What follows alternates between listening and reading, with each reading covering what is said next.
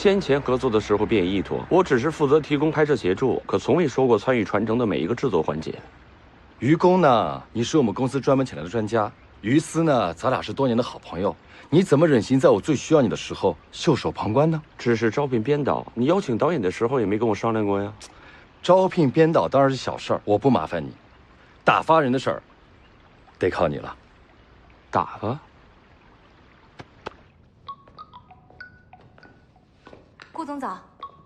涛涛，接个电话，我爸啊。对一下，下午要交的。行，好。爸，我当然相信您的眼光了。要是没有问题的话，不过他还得面试，不能公私不分。我知道。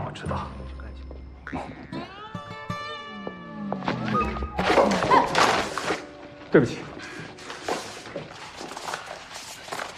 不好意思。审核部吗？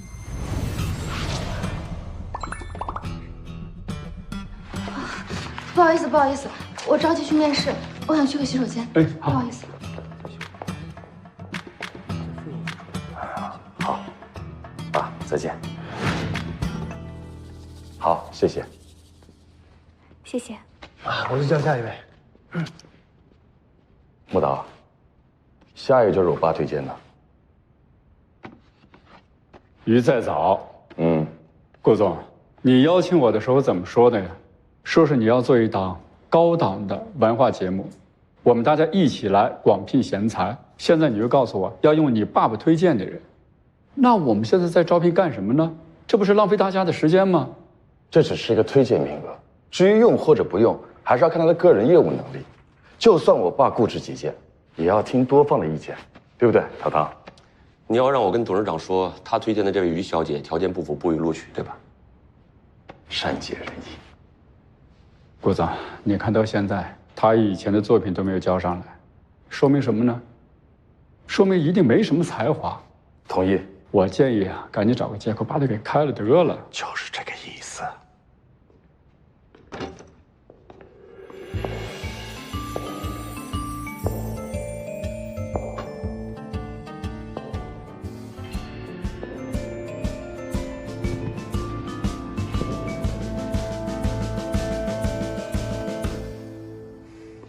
大家好。请坐。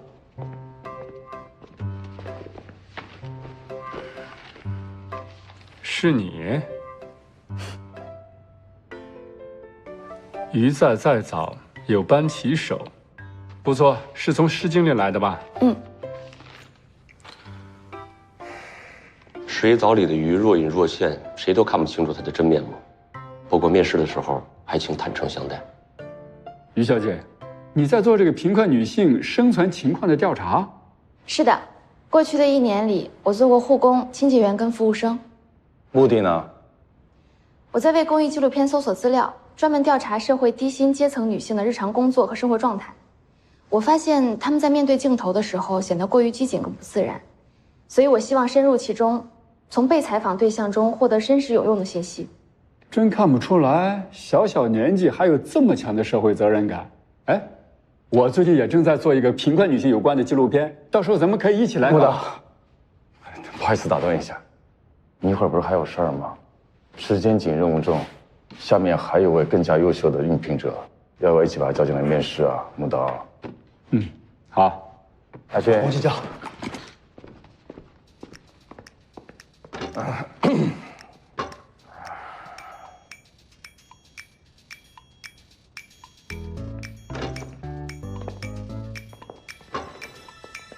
各位好。你好。我们看过很多应聘者的资料，你们2位都是名校毕业，综合评分也很高。那我想问问你们觉得最终谁会留下来呢？我还有很多需要学习的地方。要是有幸能够留在贵公司，那么我可以继续进修。当然是我。理由呢？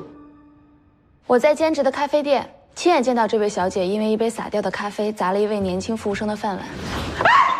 咖啡在我包上了，你干什么呢？对不起啊，我一定照价赔偿了。对不起，你知道这个包有多贵啊？对不起，我真的那这有什么用啊？眼睛要是用不到，把它捐给有需要的人，好吧？你知道我这个包有多贵啊？你别再碰了，把你们经理叫过来，快点，马上！经理在哪里？对不起啊。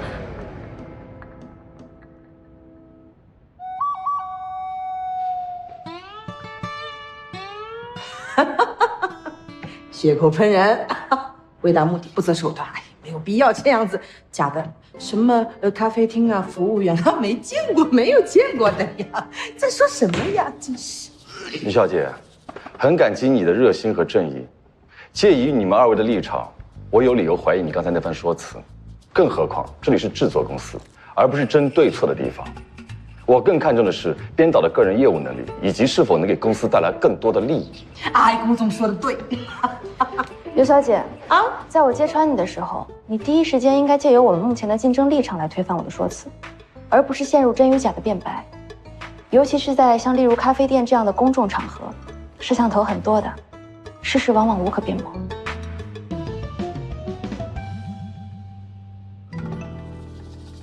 顾总，工作不分高低贵贱，一个对待他人如此鄙夷刻薄的编导，今后如何面对形形色色的采访对象？一个遇事慌张、抓不住重点的编导，以后怎么能面对片场常有的突发状况？又怎么能给贵公司带来更多的利益呢？不是，郭总，你听我说，事情是这请样。各位原谅我的直言不讳。文化节目是作品，更是一门艺术，从业者的素质也很重要。之前我错过了报名，这是我近期的一些作品，希望诸位可以抽空看一下，相信我会是最合适的人选。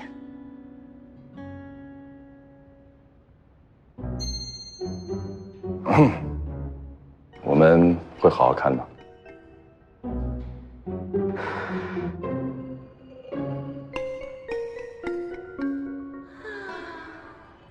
一个电话而已，我拒绝。为什么？公共场合职业歧视，为羞辱服务人员，还被人拍下放上网络，这种人只会有损公司形象。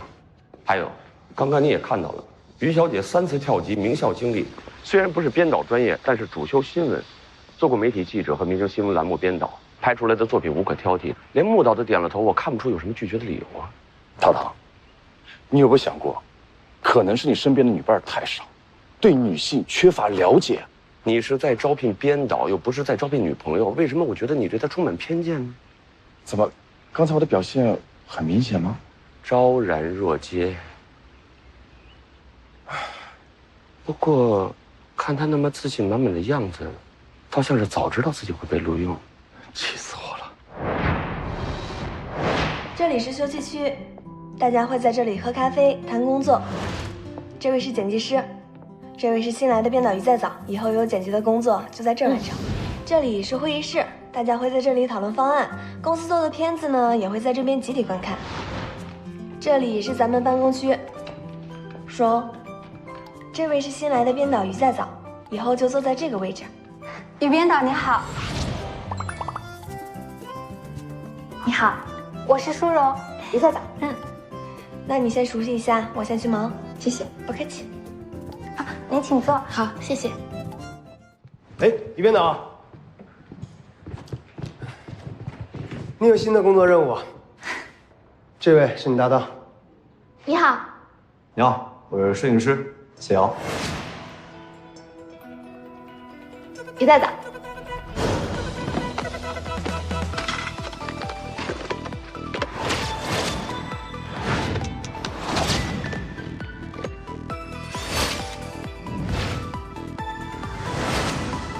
对不起，导演，我肚子疼，上了趟厕所。早干嘛去了？不好意思啊。导演，哎，导演，赶紧的啊！好，就等你，没问题吧？没问题。这光怎么这么暗呀？哎，铁儿，导演，这光怎么这么暗呀？这光前期就是这样。哎，导演，您看一下，这些做标记的。王姐好，王姐好，王姐好。嗨，你好。大家好。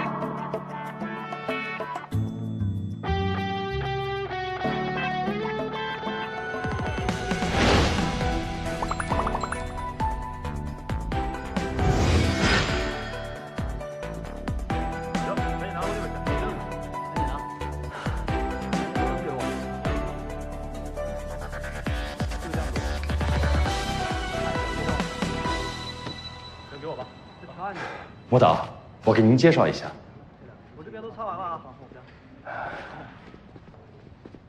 王姐，我给你介绍一下我们的导演。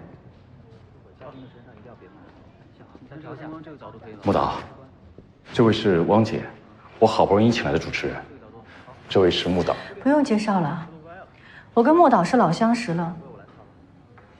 这么多年了，你怎么还在当导演呀？原来二位认识啊，那真的是太好了，合作起来一定会非常的愉快。我们熟吗？这么多年了，脾气还是这么火爆，别介意啊。他虽然脾气这么暴，但是对于艺术的追求向来无可挑剔。在哪化妆啊？淑荣，哎，来啦！汪姐你好，这边请。好。消消气，这么大火气，不怕伤了身体？顾总，你换主持人怎么不跟我说呀？昨天我告诉您了，您说拍摄任务太忙，这种小事让我自己决定啊。那谁知道是他呀？你这不是不带这么干的。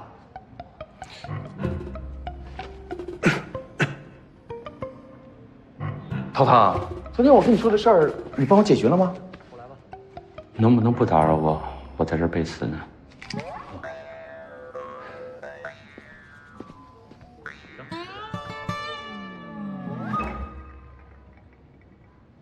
好看。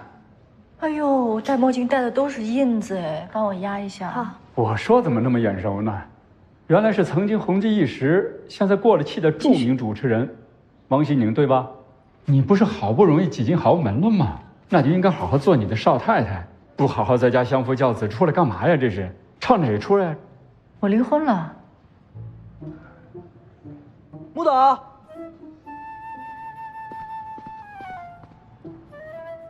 看着好多了。需要帮您加一对耳环吗？啊，不用了，我喜欢简单一点。给我找一支清淡的口红，谢谢。这个颜色可以吗？可以。哎。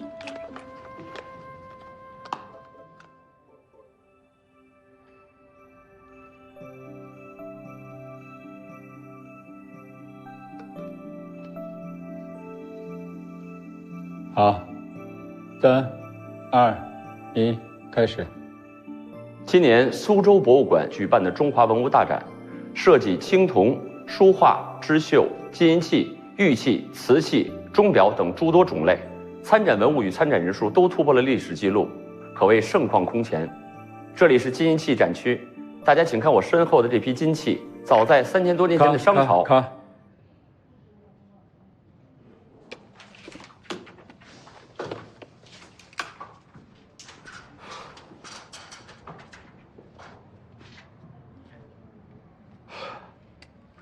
能不能提起起精神来，别整的跟个老学究似的，像天气预报员。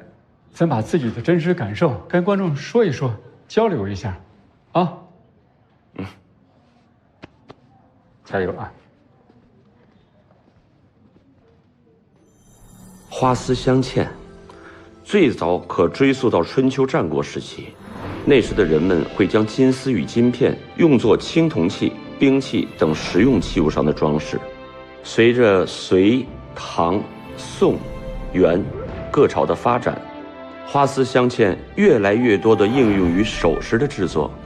到了明清时期，工艺更追求细腻精工，风格则尽显富丽华美。无论是表现技法还是审美追求，都达到了历史最高水平。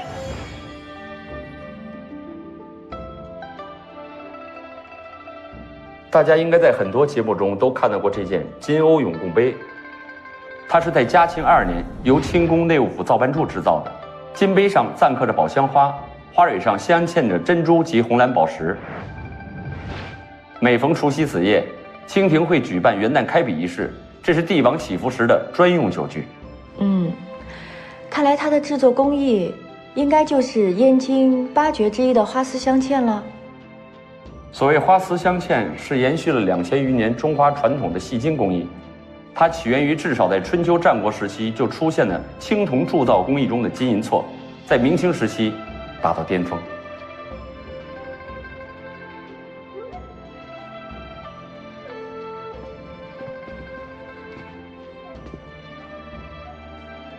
刚刚我们看的金瓯永固杯是清代的，下面让我们来一起看看明代的珍品。这是一件明皇后凤冠的复制品，形制与原件相比稍许有一些改良。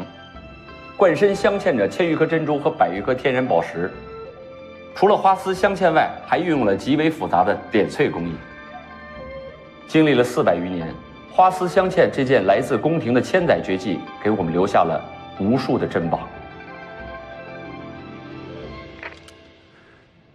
看，好，先休息10分钟。啊，辛苦了。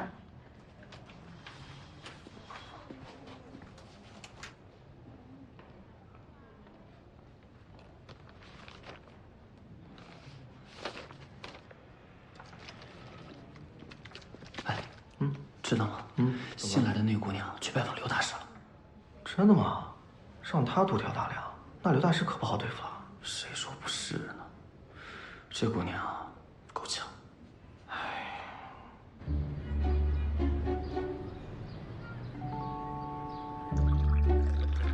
谢谢。刘老师，不好意思啊，又来打扰您了。太客气了，没关系。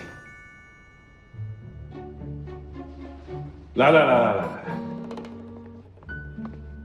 我给你介绍一下什么叫花丝镶嵌。到这边来。花丝镶嵌啊，包括花丝和镶嵌2种工艺，就是把千变万化的花丝编结成型，然后嵌上各种颜色的珠宝做装饰，这是真正的皇家宫廷艺术。刘老师，你知道我干这行已经37年了。摄制组我见得多了，你们想拍什么我都知道。刘老师，干脆这样，就从拉丝开始，那画面拍出来叫一个漂亮。来，刘师傅，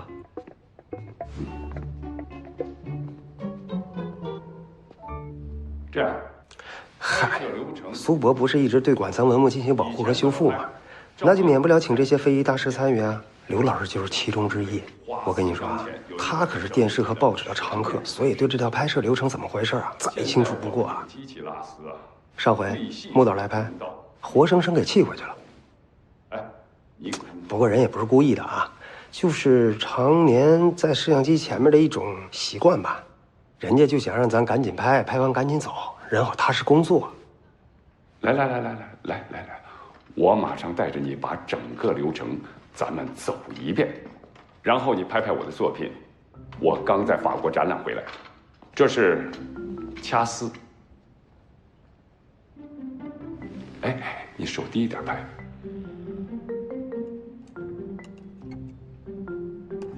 行，一如既往。哎，一会儿我还有事儿啊，我先走了。这么简单的拍摄任务，于编导一定没问题。我要是什么都没拍，就不能完成顾总给我的任务。我要是按照刘大师的指挥拍了，那就不能让木导满意。所以等待我的只有2个字：走人，对吗？哟，于编导啊，多虑了啊，多虑了。那什么，我先走了啊。走了。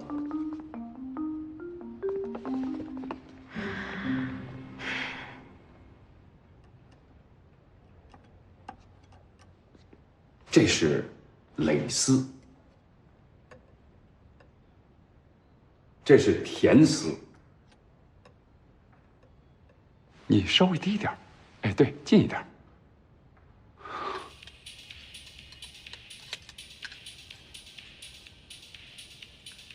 怎么干活呢？这是？你到底用不用心？不是您要求立体感的吗？起来。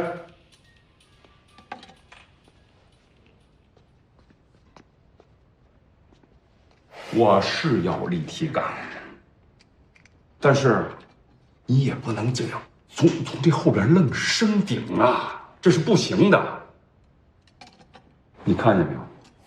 看着啊。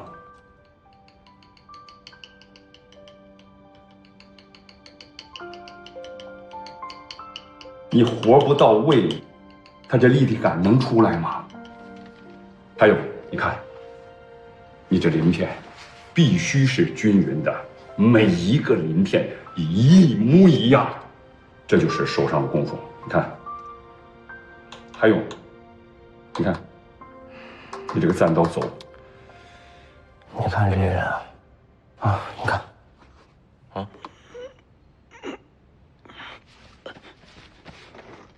是一个个的啊，跟专业演员一样，还会找镜头呢。和这刘大师啊，他就一导演，拍什么怎么拍，全给你设计好了。哎，这活难办呐，拍不到什么新鲜玩意儿。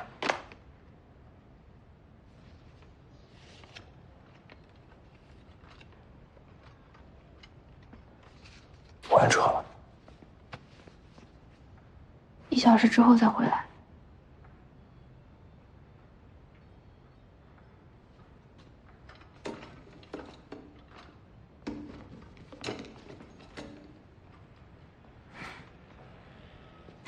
刘老师，摄影师已经拍的差不多了，他还有事先走了。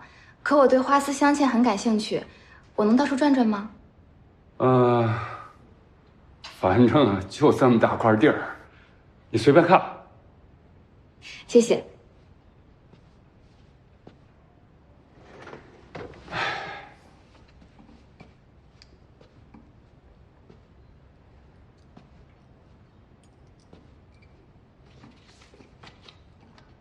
你学这行都多久了，还是不着调？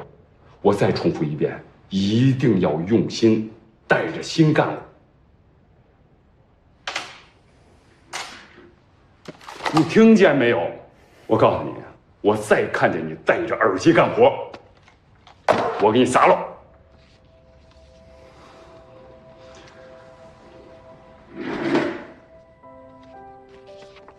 这块就很关键了。哎，这你明白吧？就这个，这些地方一定要不能急。咱们这活心急是干不出的。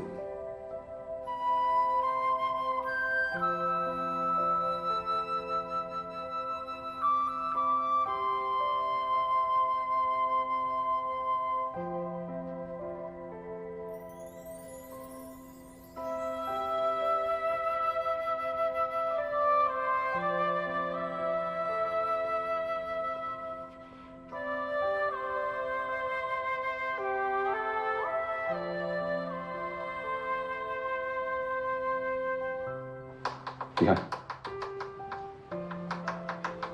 要顺着这锤子惯性走，你看，行云流水。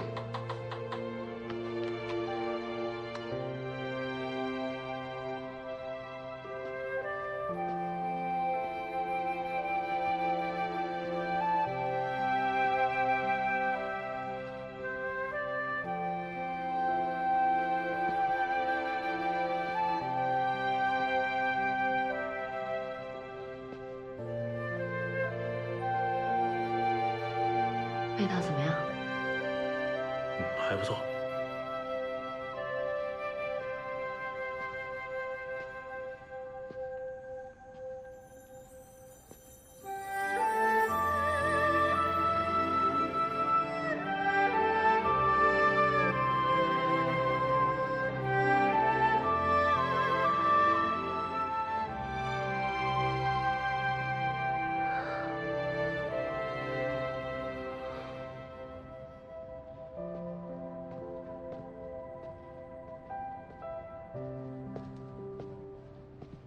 你好，你是刘大师的女儿吧？嗯。请问这是什么？这是明代的金丝翼山冠，国家曾邀很多花丝镶嵌大师对它进行了复制。当时刘大师因身体抱恙未曾参与。如今这张照片出现在这儿，看来刘大师也寄养了吧？哎呦，陶教授，你来了，来，这边请。你怎么来了？今天的拍摄任务完成了，我过来看看有什么可以帮忙的。谢谢。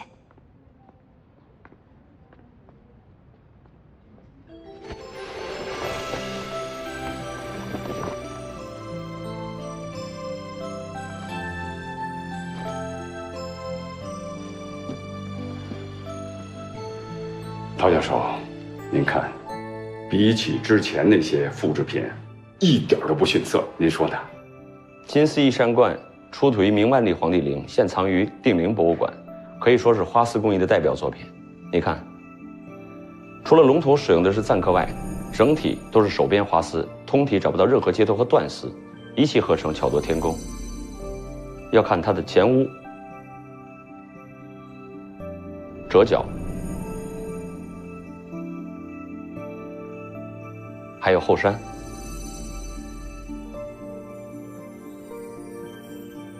刘老师，这得用多少根金丝啊？哎呀，说来惭愧啊，原作用了518根金丝，可是我这个复制品用了900多根，最细的金丝还不到0.2毫米。陶教授，您是知道的，这明朝那个时候没有机器拉丝，要么说它是花丝工艺冠绝天下的代表作呢。陶教授，不瞒您说，刚刚完成，谁来我都没让看，您是头一个啊！谢谢您，刘大师。您看，这冠制，博物馆我去了上千次，都在这心里头记着呢。哦，对了，来，嘉义，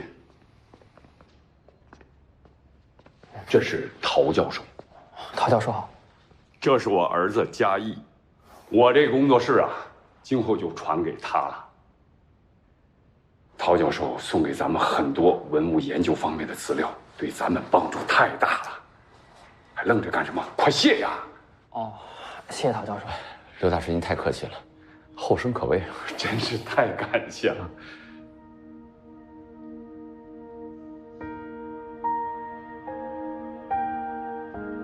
来，咱们看看这个。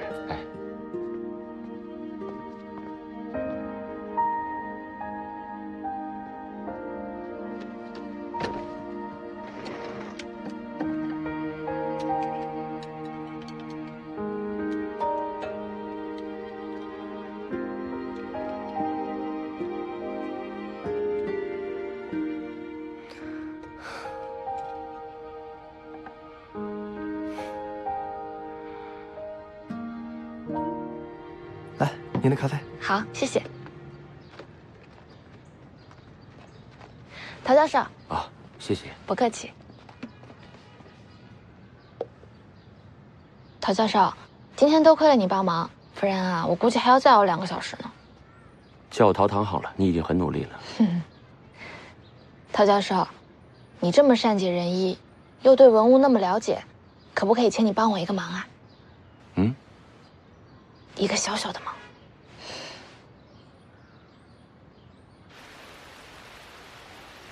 除了花丝镶嵌外，还运用了极为复杂的点翠工艺。经历了400余年，花丝镶嵌这件来自宫廷的千代绝技，给我们留下了无数的珍宝。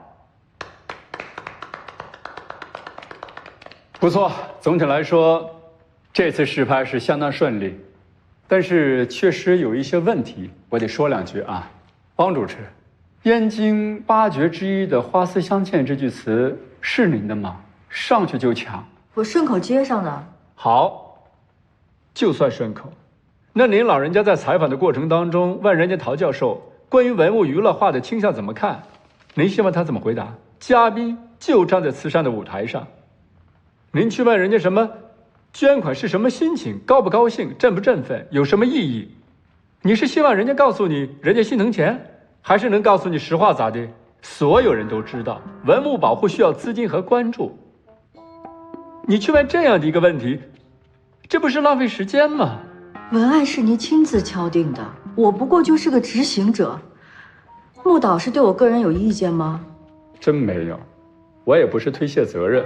汪主持，我一天到晚忙得昏天黑地的，我不可能逐字逐句的去修改。我是想提醒您老人家做功课的时候，能不能认真的考虑考虑，您是比文物美，还是比陶教授知识更渊博？汪大主持人，我就是希望在这档节目里看到主持人的价值，同时我也希望你能够在这档节目里找到自己的位置。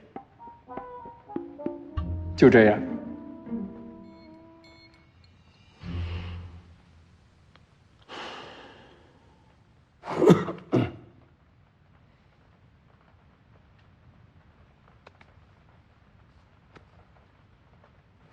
于在早，听说你拍得很顺利，成果呢？大家请看。 《红楼梦》中说：“欲在独中求善价，钗于帘里待时飞。”帘是古代女子盛放梳妆用品的器具，从战国时期贵重的漆器妆帘，发展到现代的梳妆台与妆匣，始终是女性重要的闺房用品。古代的妆帘中，除了常用的胭脂水粉、金银首饰，还会备有整套的梳头工具。长方形的梳子梳通她的长发。 中等的月牙梳子梳理精致小巧的燕尾，八字形小梳轻轻拂过鬓边和发梢。这是篦子，它有舒筋活络的功效，它可以剔除发间的污渍。像这种长方形的梳子，可以把我的长发打理通顺。这个呢，叫抿子，它是抹油用的，就像这样。 这支嵌宝石点翠的花簪我很喜欢，使用的是金丝镶嵌跟点翠工艺，但是可爱的小翠鸟会因为区域而死去，所以真正的翠玉。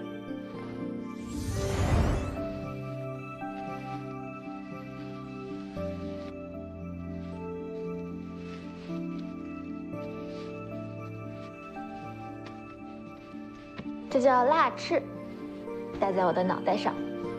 它是这样戴的，你看这个像不像正面？哎，这个是反面啊，就戴在头上，你看，就这样戴在我的脑袋上，在正中间就可以了。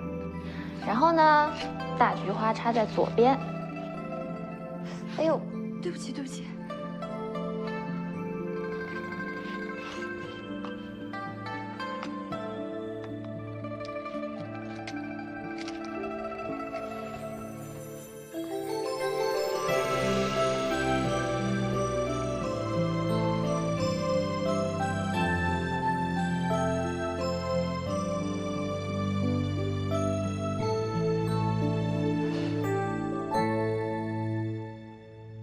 这套仿制的是故宫院藏的慈禧太后所使用的描金带彩黄洋什锦书具。至于这个首饰，是从华丝镶嵌工作室借来的。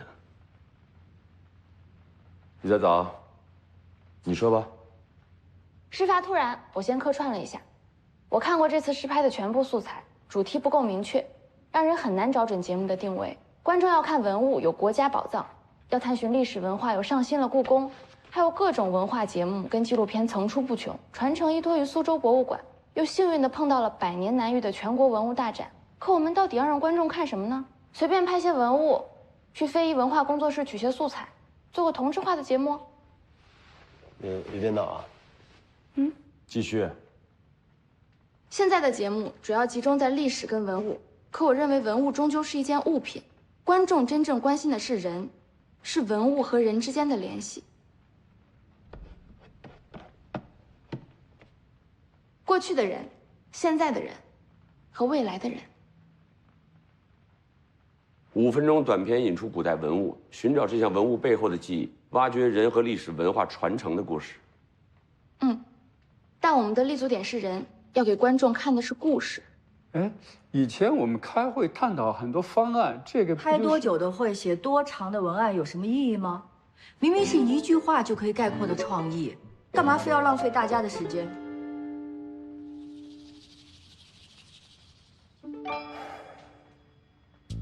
于在早，你在刘大师的工作室又拍到什么了？请继续看。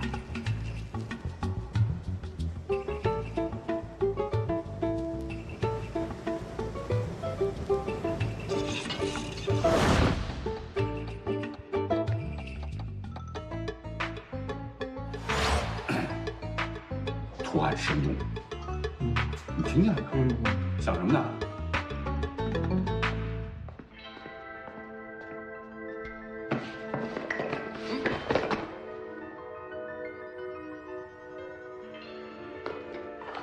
这是什么？跟你说，你今后再在这儿瞒着我，在这儿自己学，我饶不了你。回去，回去。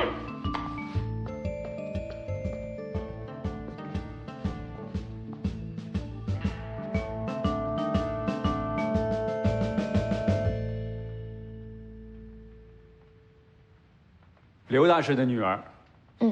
女儿这么有天分不肯教，却教那个没天分的儿子，真是个悲剧。得到拍摄许可了吗？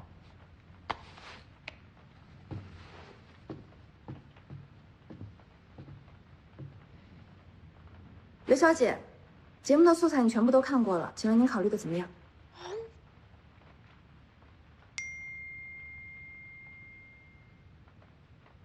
播吧。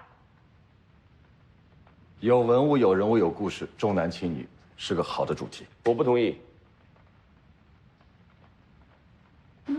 为什么？之前我没有看过你拍摄的完整内容，但什么能拍，什么不能拍，作为拍摄者，你应该有最基础的底线。陶教授，刘小姐的话您都听到了，这是取得许可之后的正常拍摄。别的节目要写台本，我连台本都不用写，真相是什么样，拍出来就是什么样。至于从这段视频中得出什么结论，取决于观众本身。我没有做任何虚假的加工和引导。顾总，如果你坚决要播放这段拍摄内容的话，我只能退出这次拍摄，抱歉。不是，陶唐，陶唐，鱼再早，都是你干的好事儿。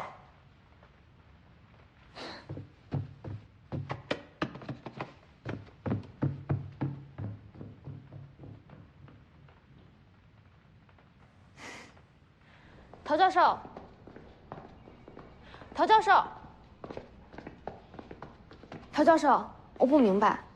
你们得到了拍摄许可，就认为拍摄的所有内容都可以播出。从法理的角度讲，这不是问题；可是从人情的角度讲，这是个大问题。文物损坏后，一流的文物专家可以进行修复，可是人心是天底下最脆弱的东西，一旦有所损坏，是很难弥补的。节目播出以后，观众的指责会对这对父女造成永久不可消弭的裂痕。作为被拍对象，他们缺乏对后果严重性的预知能力，可对于拍摄者的你，理应对未来的严重性有所预知。可是我的初衷是要帮助刘小姐啊！你真的了解刘老师和他背后的真相吗？掀开人的无言与墙壁，将自己的隐私毫无保留地暴露给观众，供他们口诛笔伐、饭后谈资。但是喧嚣背后，热闹散尽，止于伤痕累累，后患无穷。对不起，我还赶时间，先走了。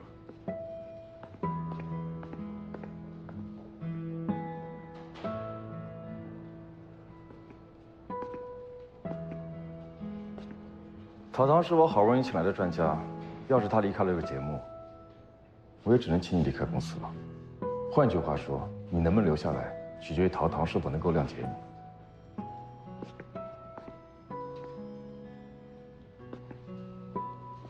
对了，我差点忘记告诉你了，刚才那个故事我特别的喜欢，我希望它能平安顺利的播出，明白吗？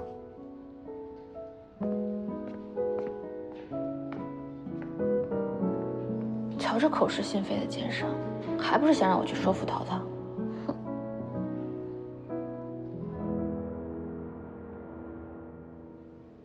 早早，新工作还顺利吗？早早，你在听吗？早早。节目播出以后，观众的指责会对这对父女造成永久不可消弭的裂痕。早早，你还在吗？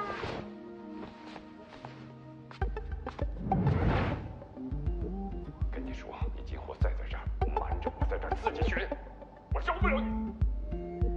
回去。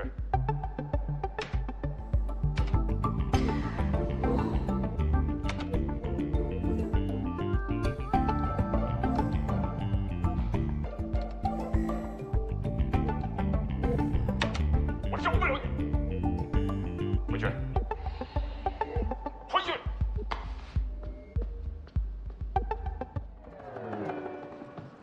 陶教授，于小姐，不好意思，我现在真的很忙。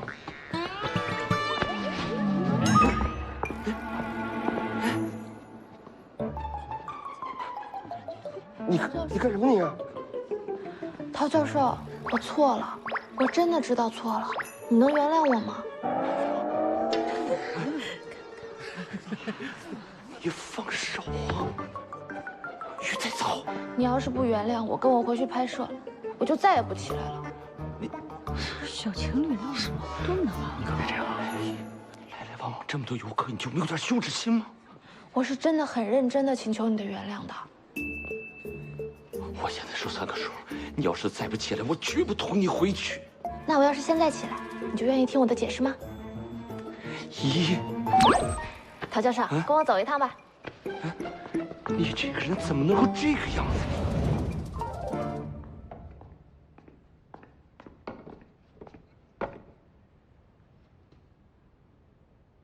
我问你，为什么同意他们播出？为什么？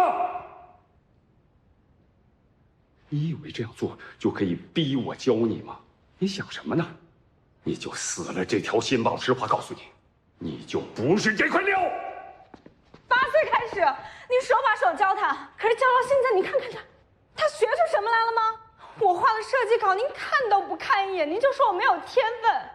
我是没有天分，还是您根本就不给我机会？你这是狡辩！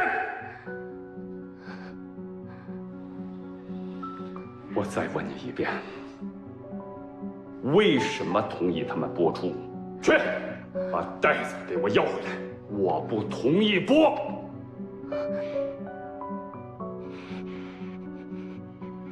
好，否则我就断绝和你的父女关系。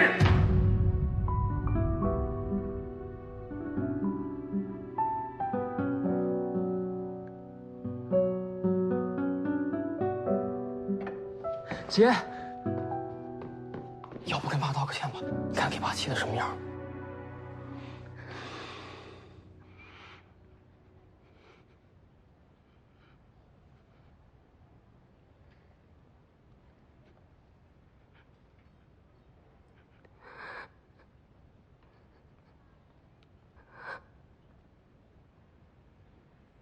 断绝父女关系是吧？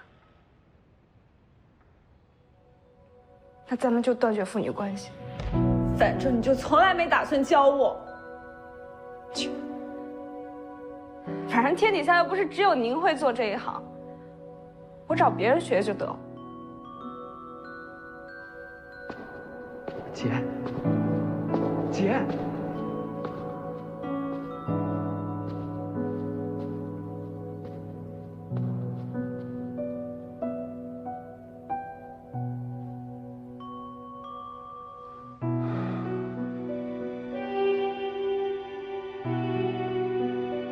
师傅，制作公司送来的样片。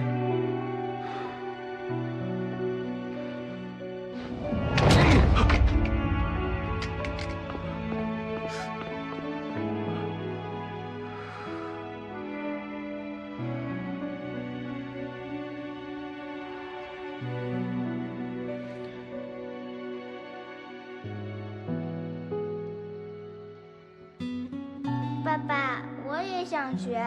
你教教我嘛？那你是一时兴起，还是要学一辈子啊？那什么叫学一辈子啊？在爸爸这儿，要学就得一生干这行，没有中途放弃的道理。你看爸这双手多糙啊，爸可舍不得我闺女这双稚嫩的小手啊！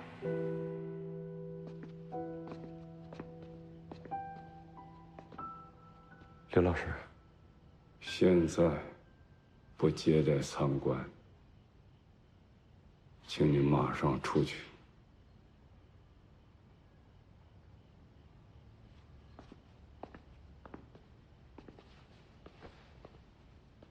刘老师，这件事都怪我，事前没有沟通好。不过您放心，这件事情一定会得到妥善的解决的。明天我就去找刘小姐，劝她尽早回家。她回来干什么？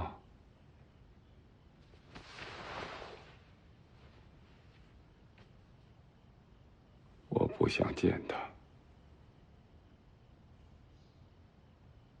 我不想见她。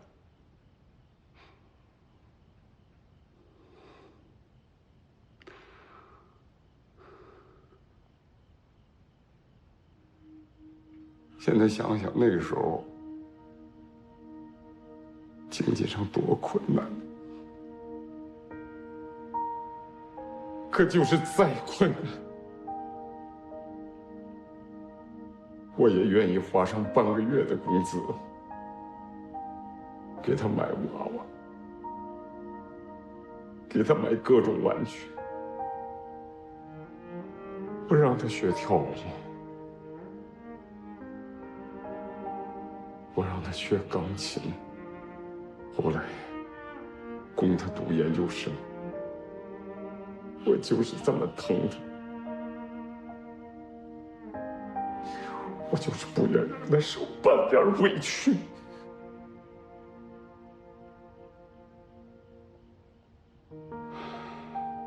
我给他买房、买车做嫁妆。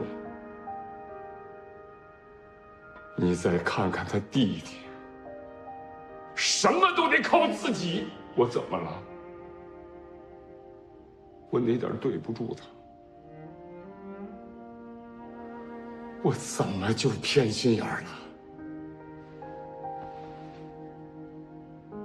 刘老师，您知不知道他有什么朋友会在哪儿落脚呢？他没事儿。我去工美行业协会问了几家花丝镶嵌工作室和花丝厂的地址，让他去试试。你说什么？你在那干什么呢？你，我出去，滚！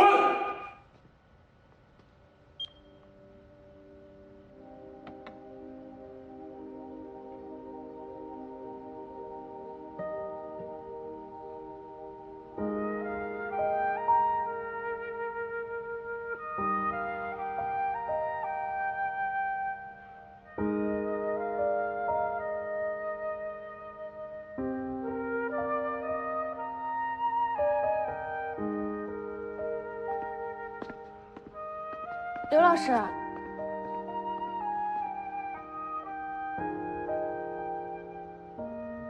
走吧。可是他还没看呢。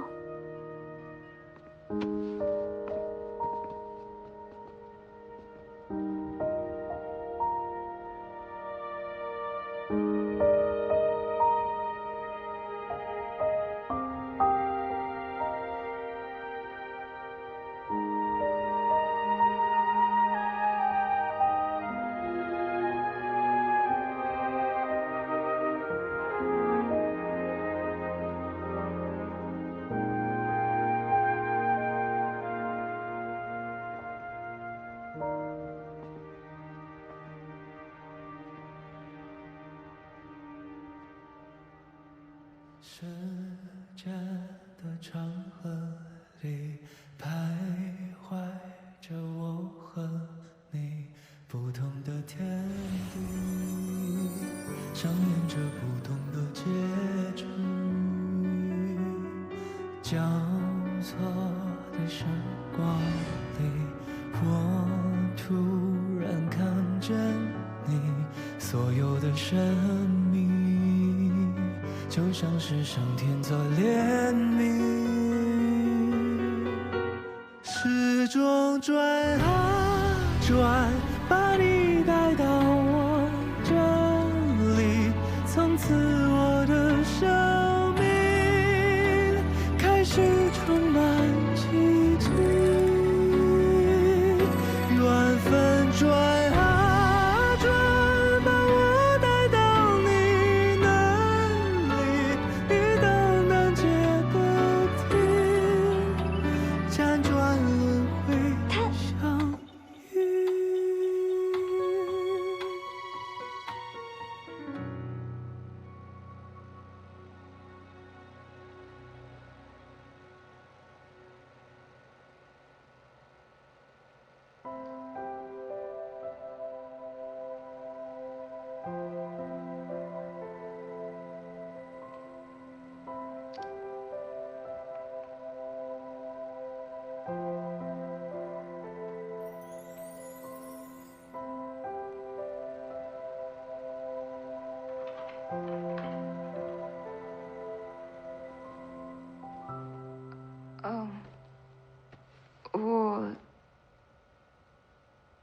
我不是要回来啊，只是这些东西都是我自己亲手做的，我得带走。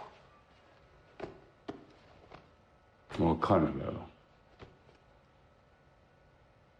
你偷摸学了不少东西啊，可是都是些皮毛，精髓一点都没学着。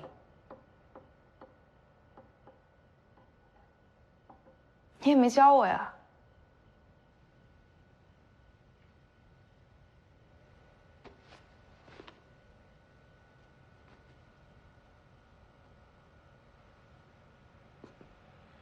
过来。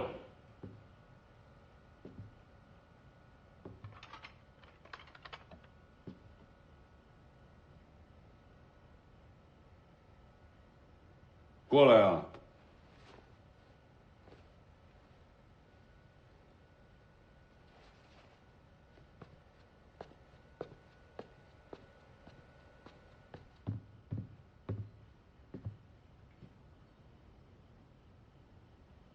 拿出来吧，都拿出来。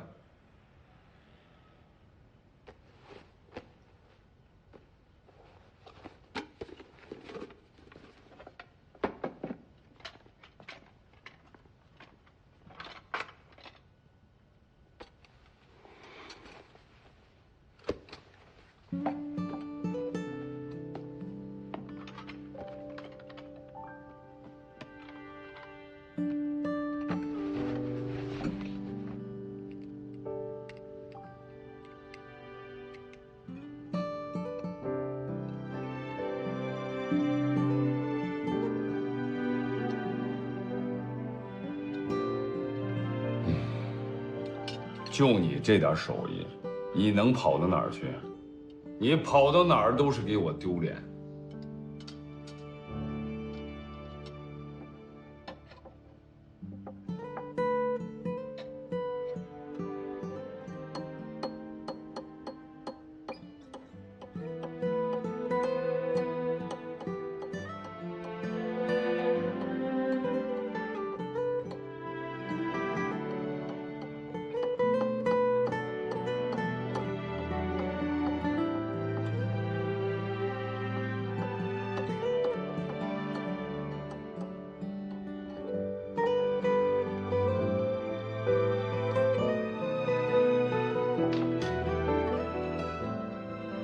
你看见没有？就差这一点儿，差这么点儿，它的效果就出不来。这是什么？这是功夫，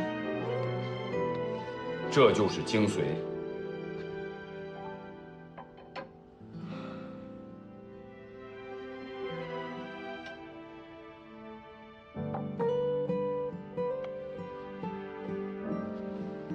哎呀，你看我这颈椎、腰椎现在都成什么样了？一旦犯起病来，站不能站，坐不能坐，躺着都疼。你以为这手艺活好干呢？一个女孩子，你说你干什么不行？找个轻松体面的工作，舒舒服服过一辈子不行吗？我就不明白，你为什么非要自找苦吃呢？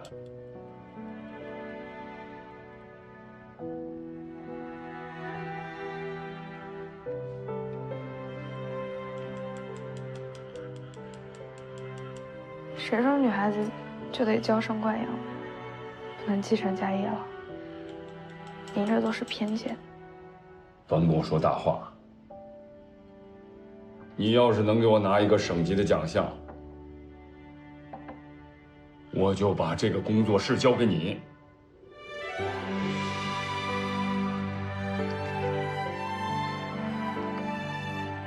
你敢答应吗？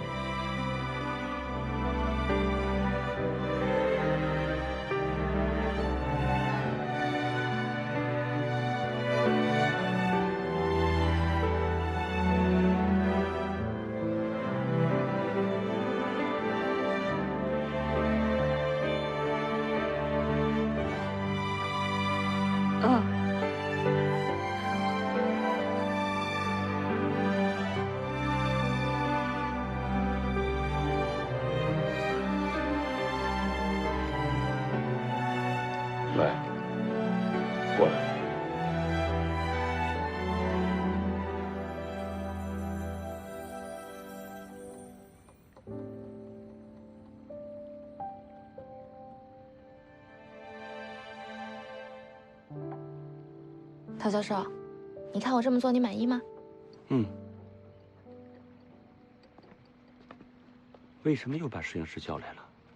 中国观众最喜欢这种大团圆的结局啊！这样的镜头我怎么能错过呢？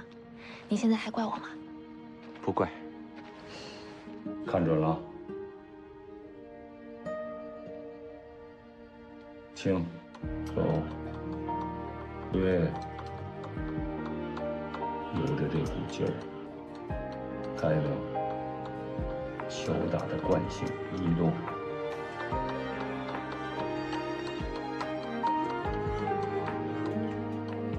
很好。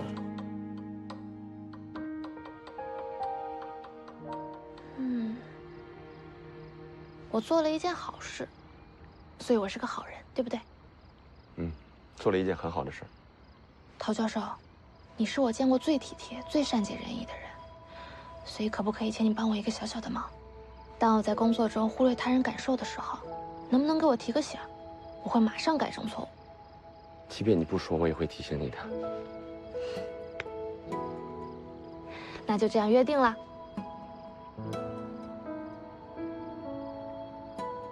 我答应你。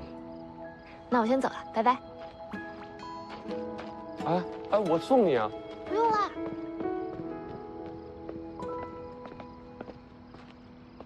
哎，不太早了。他走了。启阳，于编导才刚联系过你，你这么快就做好拍摄准备了？啊，没有，他一早就联系我了，我一直带着设备在车上等着呢。哦，有什么问题？啊，没什么，走吧。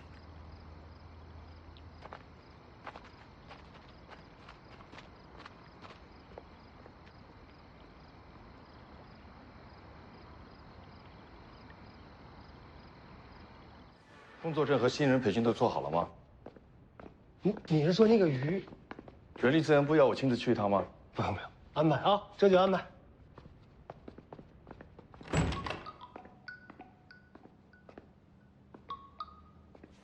爸，我现在很忙，晚上再说。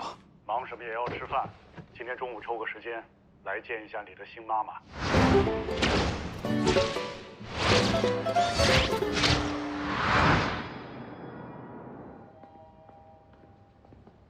小顾先生，小顾先生，顾先生刚才心脏有点不舒服，正在楼上休息。收起来吧。好。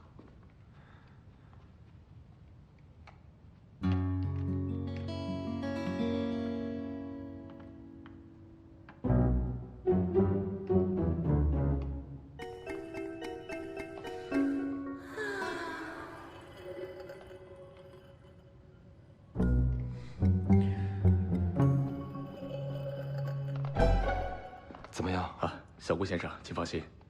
刚才顾先生感觉胸闷绞痛，但是又不肯住院，我已经给他检查过了，暂时没有大碍。不过呢，等他醒来以后，还是要再去医院做详细的检查。谢谢，谢谢。哎，好，再见。顾总是这样的，我不想听你解释，我只想告诉你，我父亲已经交过很多漂亮年轻的女朋友，我对他们只有一个要求，把人给我照顾好了，让他时刻保持愉悦的心情。目前看来，你无法胜任这个角色，请你马上立刻离开。女朋友？我吗？怎么？难道你真的以为你能成为我小妈？哎，你就是石庸吧？严明的儿子。顾总，没来得及跟你介绍，这位是我的小姨，你的新妈妈。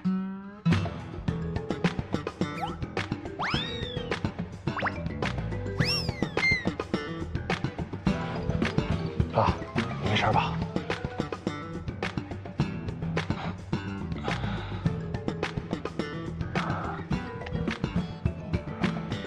阿姨，你真的好漂亮啊！哎呀，第一次见面有点仓促，实在是抱歉。下次见面的时候，我们一定好好聊。我还要工作，我得先走了。我父亲就麻烦你照顾了。嗯，感谢，感谢，感谢，感谢。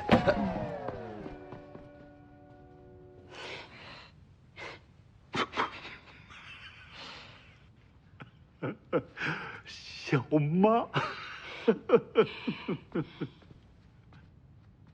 瞧这臭小子那个尴尬样。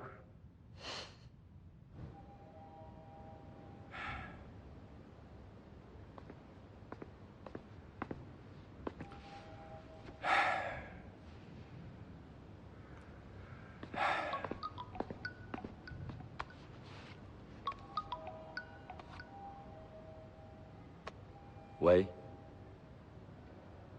这么快到机场了？不用这么着急来公司，我可不希望我重金聘请的编导还没有开工就被累垮了。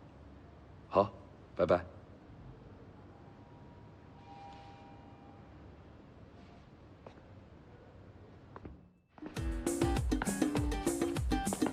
里面请。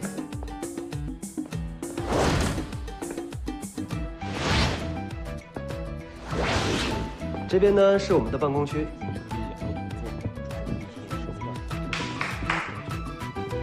给大家介绍一下，这位是新来的编导严佳莹。大家好。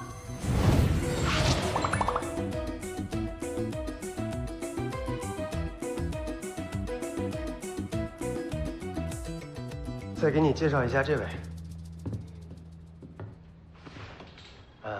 编导助理于在早。助理啊，助理。这是我们第2期要做的内容，请你打印15份。还有，我需要苏州克斯和克斯匠人的资料，越多越好。时间嘛，麻烦你下午1点半之前交给我。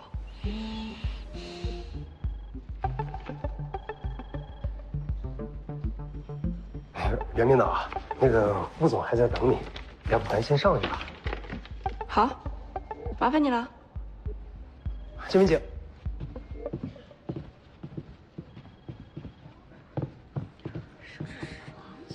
走吧，这样就可以进。走。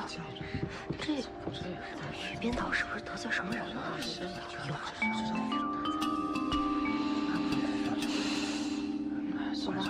佳莹参加过很多文化类的节目制作，会给我们的节目带来很多活力。制作一档高品质的节目，不是咱俩的目标吗？你对于在早总是格外苛刻。恰恰相反，是你太关心她了。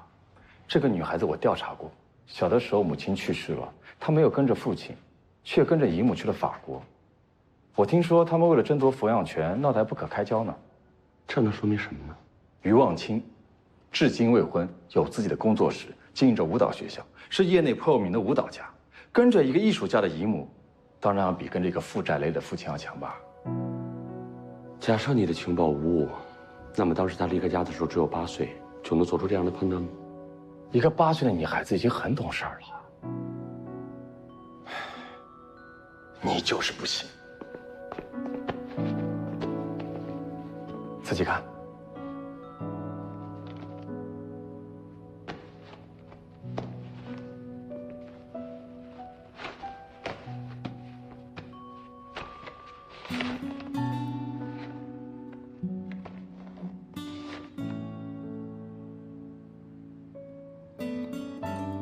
你喜欢给自己找麻烦？我从来不怕麻烦。进来。顾总、陶教授，袁编导来了。佳音，你过来，给你介绍一下。陶唐，陶教授。这位就是佳音。陶教授，久仰大名，我对文物很有兴趣，但了解不深。还请您能鼎力相助。很高兴认识你，我先走了，不必送了。我送你。下午3点开会。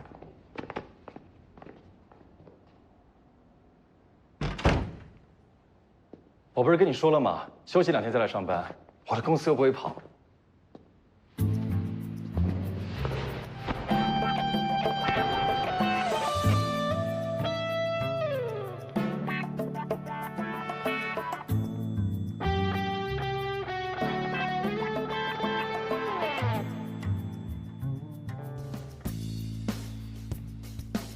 好久不见。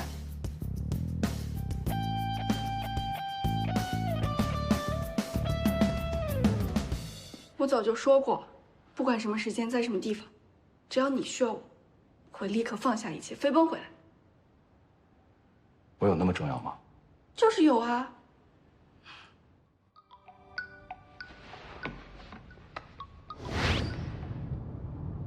爸，有事儿吗？见个面吧。嗯，好。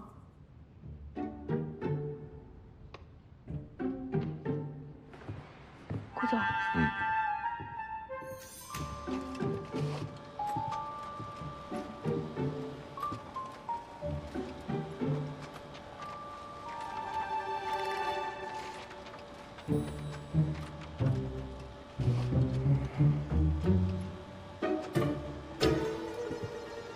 10分钟之后出来，我在场等你。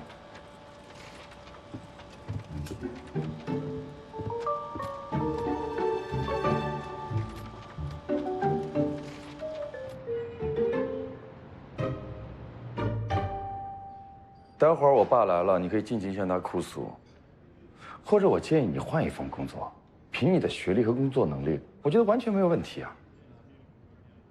顾总，你是不是对我有什么误会？完全没有误会。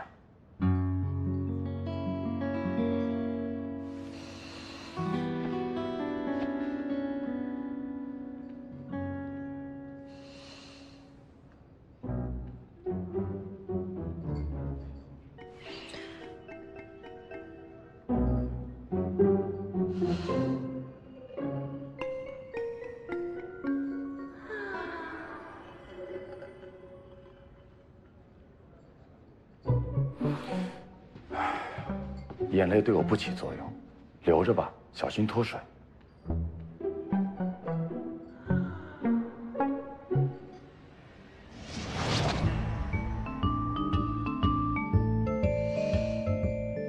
顾总，我会把眼泪留给顾叔叔看，我要告诉他，你特意请人来打击我，处处使唤我、奴役我、欺负我。然后呢，我会进入他的公司，得到他的全部资产，让你去睡大马路。顾叔叔好。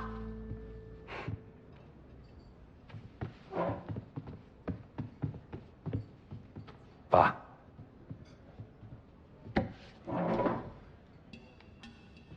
走走，坐。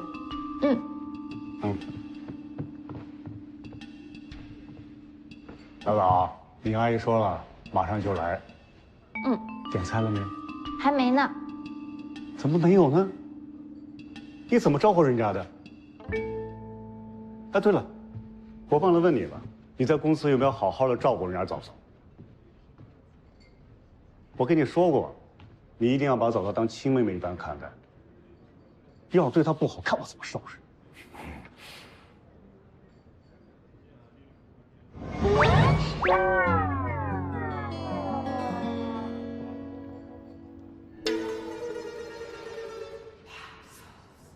顾叔叔，哎，其实我是从国外请了一名资深的编导，不过于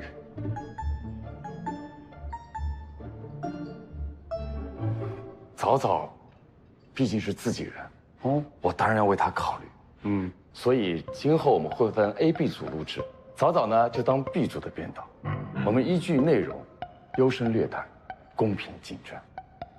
为什么不能是 A 组的编导？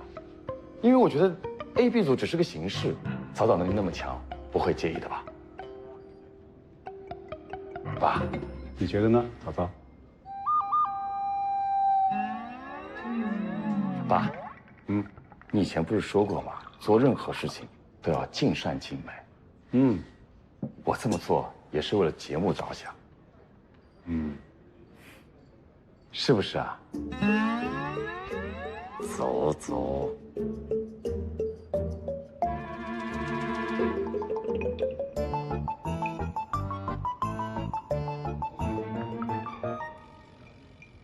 顾叔叔，顾总啊，一向是很照顾我的，你放心吧。哎，早早，从现在开始不能叫顾总了，叫大哥。哎呀，叫大哥也不太合适啊。没关系，嫂嫂，你想怎么叫就怎么叫啊。谢谢顾叔叔。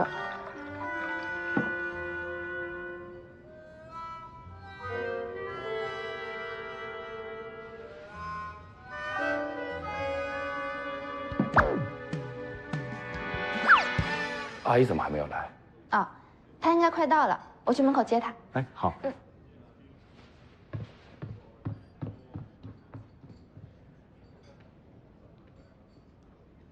臭小子，啊，好好照顾人家嫂嫂，啊，照顾的挺好的，是吗？嗯，倒是。嗯。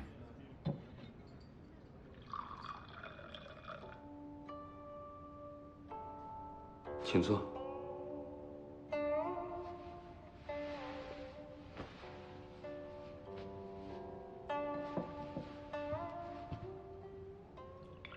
谢谢。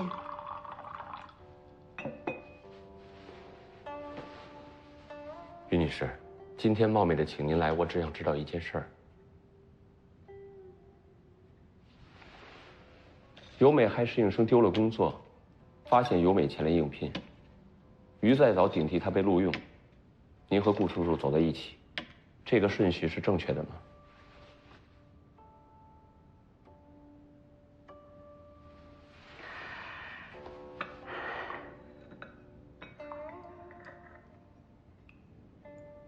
陶先生，你到底要说什么呀？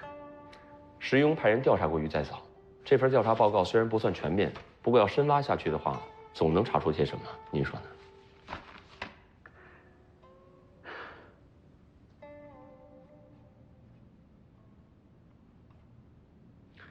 您放心，我对于小姐没有恶意，只是觉得她身上有种说不出来的特别，想要知道她背后的原因。可这些跟你有什么关系呢？顾叔叔一向把我当成子侄照顾，如今石庸对你们有很深的误解，我希望在你们两方发生不愉快之前，完全可以把这个误会解释清楚。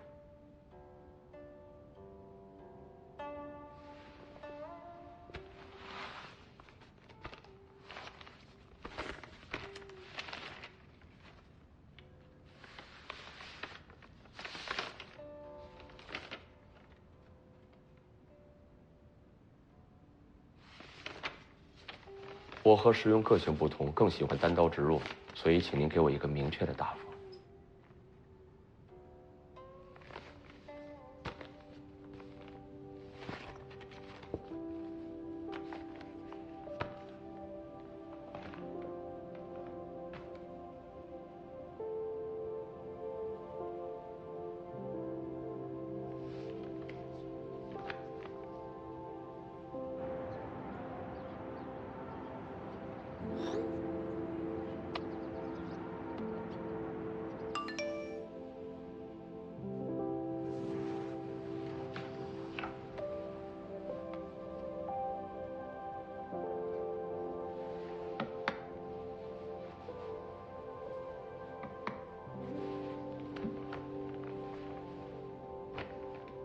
由美害服务员丢了工作，发现由美去应聘，早早被录用，我和顾延明走在一起。原来如此。我能猜到顾世庸在想什么，他实在是太多虑了。顾延明呢，是当年我的大学学长，也是我的恋人，一毕业就向我求婚了，我拒绝了他，因为当时我一心扑在舞蹈事业上，没有成家的打算。后来我们再次相遇，的确是早早的大力撮合，不过于再早利用了你们之间的关系，只不过是一次推荐，怎么能谈得上是利用？陶先生，我希望你不要误会早早，他是个特别善良的孩子，只是对自己的目标过分执着。陶先生，请你保守秘密。早早这个孩子跟别人不太一样。于女士，谢谢你的坦诚相告，这件事儿要容我好好想一想。告辞了。哎，等等。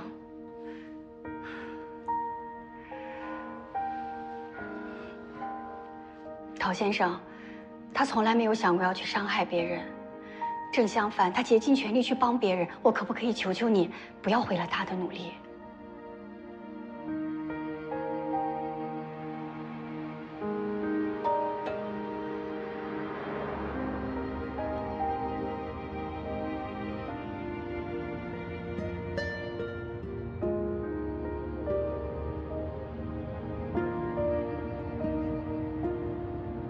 知道你刚才出去，我爸说什么了吗？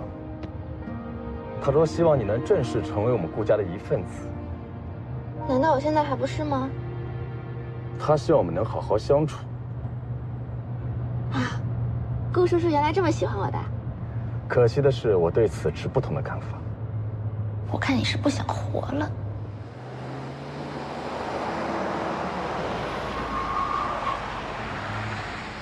下车。麻烦前方200米地铁站，谢谢。自己走。哦。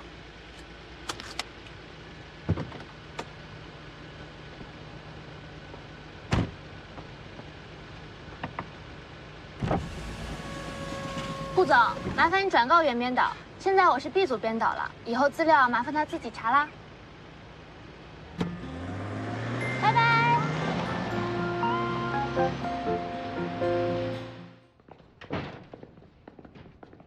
木导，王姐，走。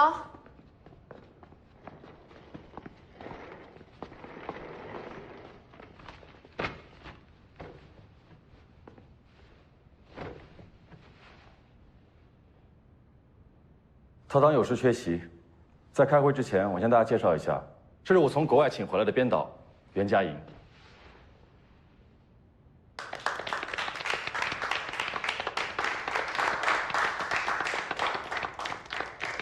从今天来开始，袁佳莹将担任 A 组的编导，于再早担任 B 组。每期节目2组共同完成。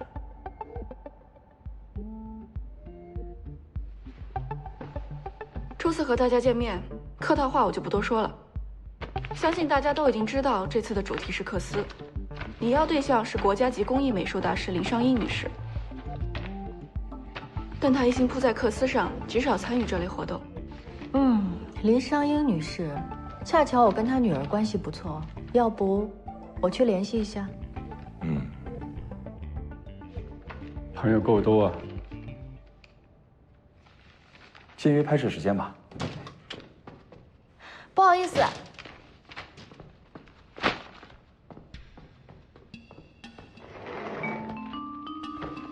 于再早，为什么来晚了？你们继续。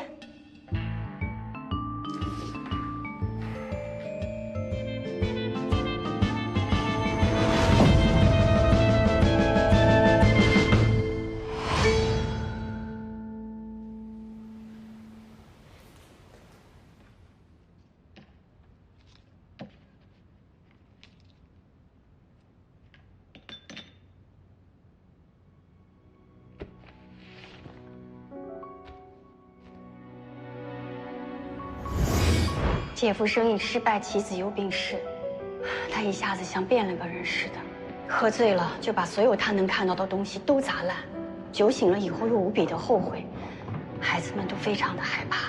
我为了让早早早点脱离那个环境，才想把他给带走。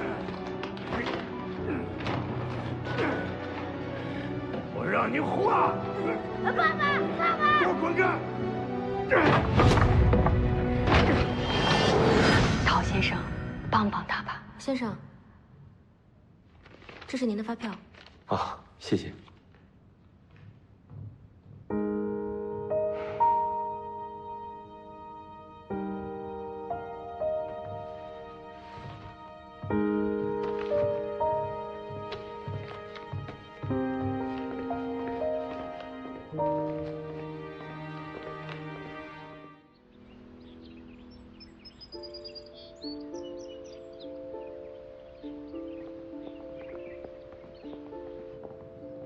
这边请。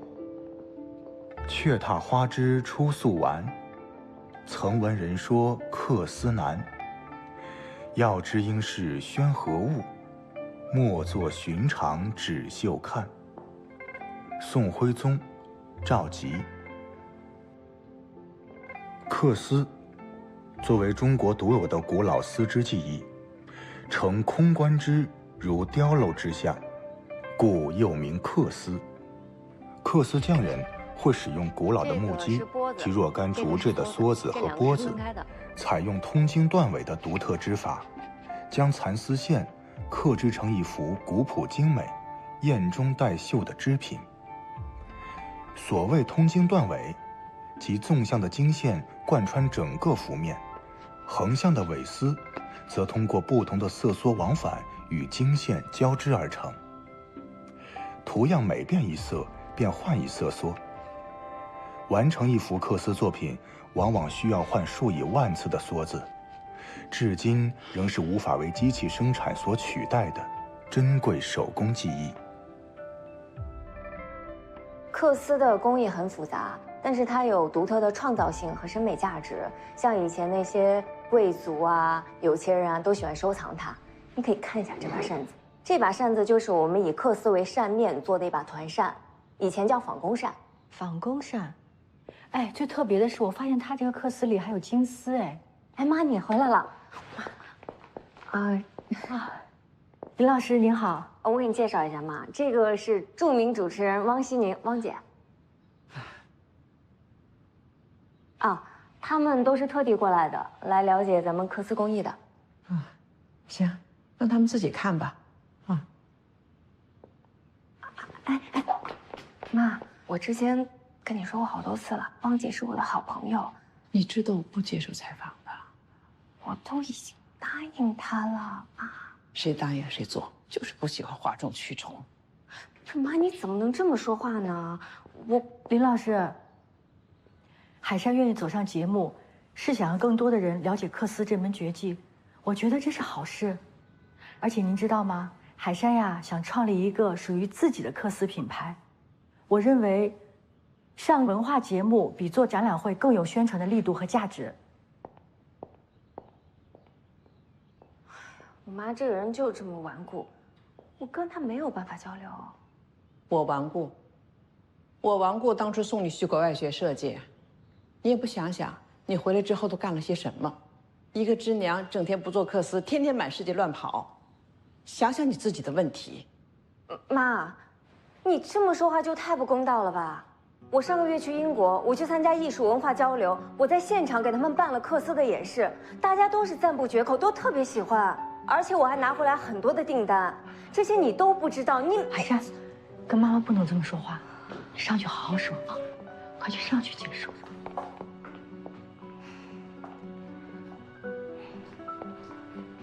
妈，道理我跟你说过很多次了。缂丝以前是皇族收藏，是高端的艺术品，但是现在时代变了呀，它需要传承，需要发展，需要放到展览馆里面被大家看到，它得接地气。像您每天足不出户，从来不管宣传和销售，那总得有人宣传它，把它推销出去，让世人知道它有多美啊！要传承，要发展，最重要的是要有传承人。传承人在哪儿呢？你是吗？林老师，海山的作品在国外刚刚都获奖了。你没问问他，近3年的作品，哪一件是你自己独立完成的？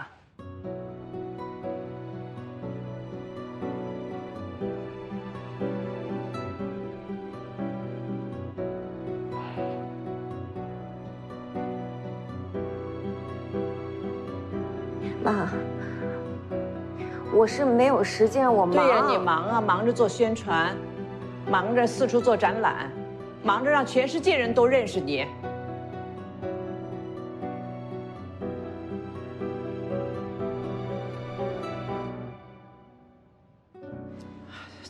对不起，海山跟我讲过，你是他好朋友，我也没把你当外人。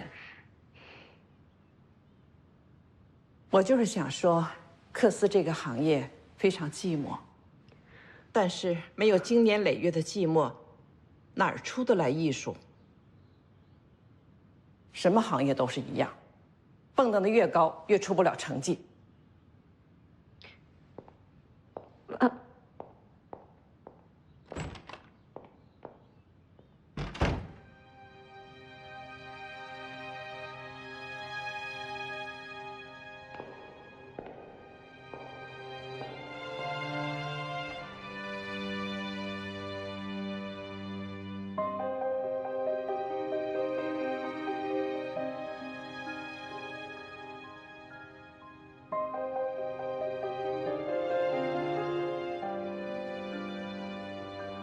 你别拍了。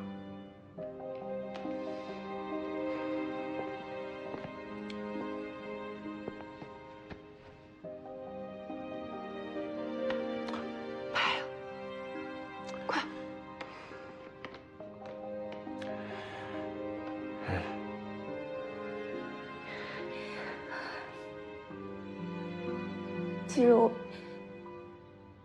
其实我这么多年，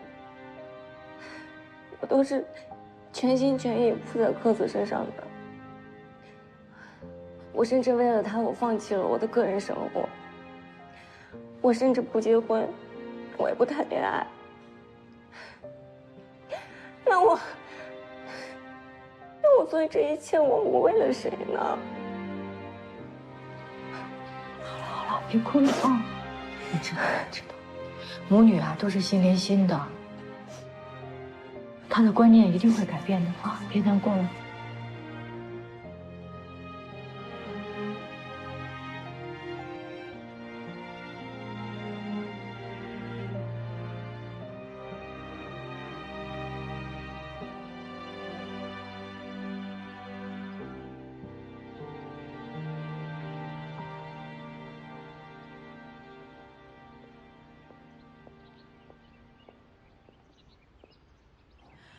我看今天的拍摄就到这儿吧。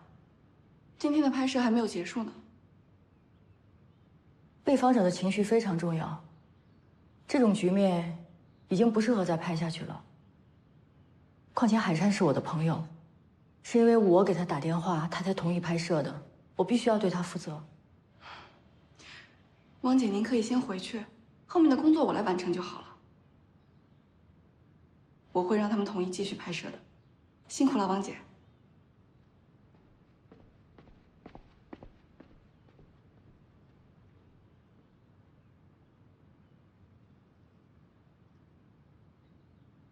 顾总，就我当时的感受来看，是不适合继续拍摄的。我觉得至少要等双方的情绪稳定之后，才会有一个好的创作氛围。守旧与发展，传统与现代，不同理念的冲突才是这个节目最好看的地方。那你的意思就是，明天还会继续拍？抱歉，我必须拍下去。哦。在传统行业，这对母女的争执很具有普遍性，不只是今天、明天，将来的每一天，这样的争论都不会停止。我们不过是从中抽取片段，构成节目需要的戏剧性。当然，前期没有汪姐的帮助，我们无法取得林海山的拍摄许可。不过现在，我同林小姐已经达成共识，她同意配合我们拍摄。如果汪姐无法完成我的拍摄计划，可以暂时退出这一期的拍摄。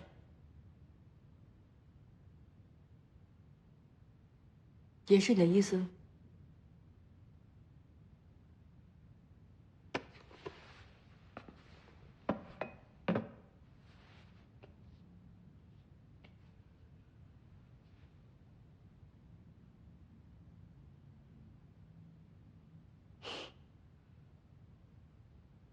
他们为了争夺孩子的抚养权，想尽各种办法来抹黑我。但我认为新闻不管是正面负面的，只要能为这个节目带来话题，就是一件好事，不是吗？王姐，你千万别误会，我既然邀请你来参加这个节目，就不会在意你的负面新闻。我只是觉得最近发生的事情太多了，我希望你能休息2天，调整一下。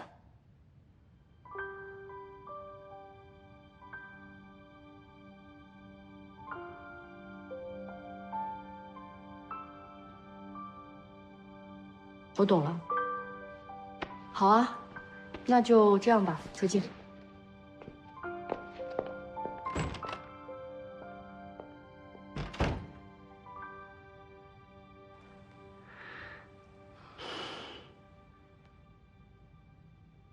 汪希妮离婚复出会给我们带来很多关注，你为什么要坚持把她调离这期节目呢？为什么节目台本很重要？因为现在观众一直在寻求新鲜与刺激。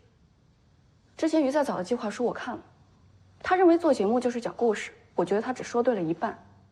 戏剧、电影、电视剧，甚至是纪录片，所有镜头讲述的都是冲突，人与人、人与环境、人与社会，没有冲突，没有对抗，哪来的话题度，哪来的点击率啊？所以汪希宁必须离开现场，因为从明天起，我要激化那对母女的矛盾。当然，这是在林海山主动配合下的节目效果。拍摄完成之后，他们会和好如初的。千万不要让陶唐知道，否则麻烦就大了。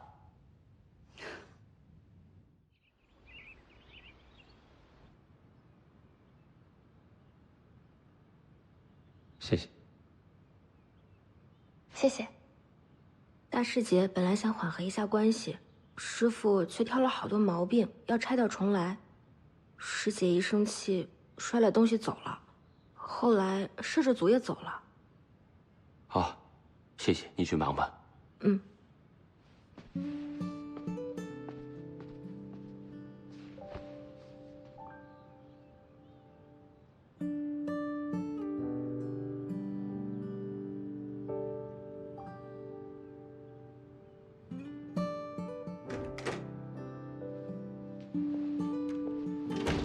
林老师，请坐。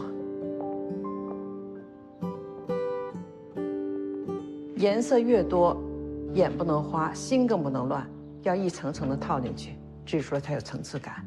那这儿，还有这儿，拆。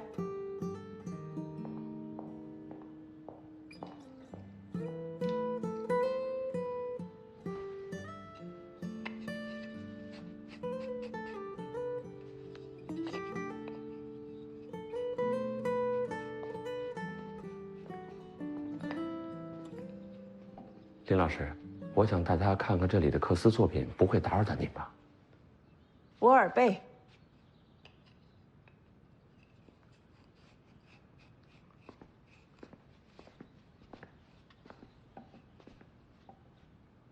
你知道这幅克斯作品为什么摆放在最显眼的位置上吗？因为它很贵。完成一件克斯作品，少则数月，多则数年，要付出常人无法想象的时间与精力，所以才显得格外珍贵。清代出现的刻绣混色法，将刺绣与绘画引入克斯，丰富了克斯作品的表现形式。这本来是一种创新，但凡事总有例外。譬如这幅清末的作品，你看，除了这部分的周边是克斯，其他部分都是彩绘。画的。林老师把它摆放在这儿，就是要提醒大家，学克斯绝不能投机取巧。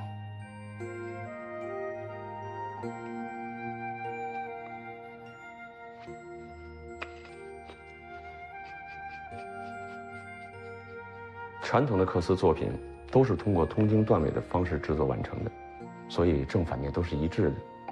但是也有很多人想要制作正反面完全不同图案的克斯作品，想要打破传统克斯作品两面一致的形式。完全打破传统，那成功了吗？林老师做过这样的作品吗？林老师从业50余年，除了应邀参与博物馆克斯作品修复外，很少参加宣传。不过克斯要传承还得有人才。去年我来的时候，这儿有7、8个学生，如今也就只留下这1个。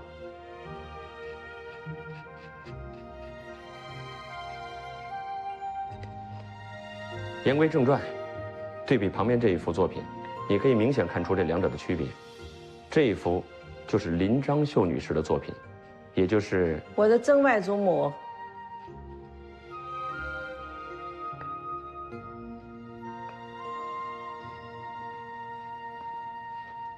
林老师，我记得林章秀女士好像是光绪年间。光绪5年出生的，7岁开始学克斯，祖传的手艺。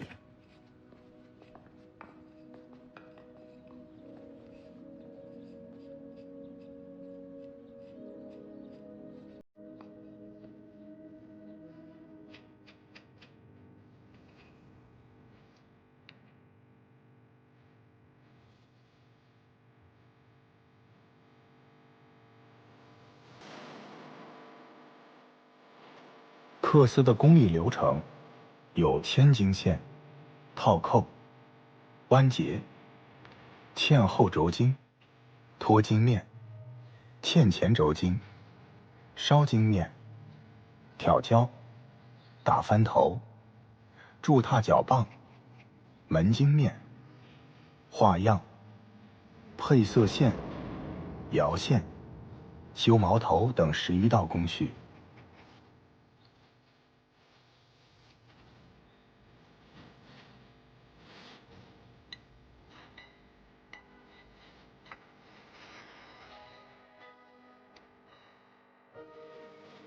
两个孩子青梅竹马，那么要好，就不能成全他们吗？人家说她命硬，刑克丈夫，婚事断不能成了。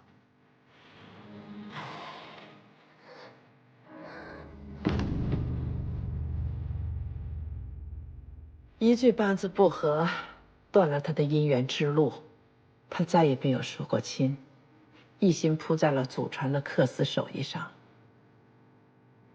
只是，他还是习惯坐在窗下等那个人，尽管那个人再也没有回来过。到了40岁上，才领养了一个小女孩，那就是我外婆林启凤。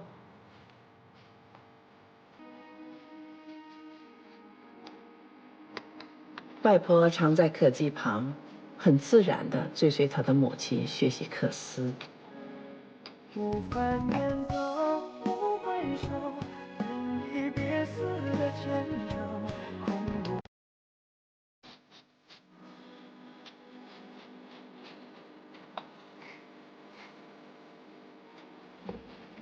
她接过了母亲手里的梭子，坐在那台古老的木机前，开始织啊织。日复一日，年复一年，不知岁月荏苒。终于有一天，才发现母亲老了，她成了技艺精湛的缂丝师，也到了该出嫁的年纪。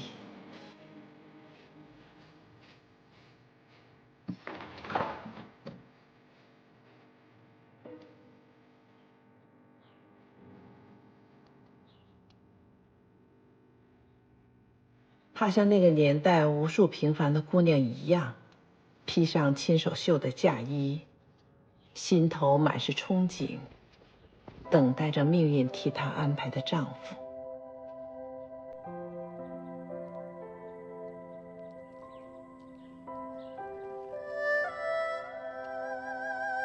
只是她没有想到，缘分是那样的短暂。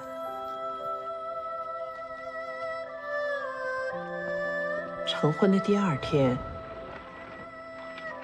他就告别了新婚妻子，匆匆离开了家。那后来呢？打仗了，她的丈夫上了前线。她相信，终有一日，这场仗会打赢的，而她的丈夫也一定会平安的归来。她就等啊，等啊。也许，这就是邻家女人的宿命。最美好的时光，总是耗费在看不到尽头的等待里。那个时候，四处都在打仗，我外婆因为不愿意给日本人做缂丝腰带，迫不得已搬了好几次家。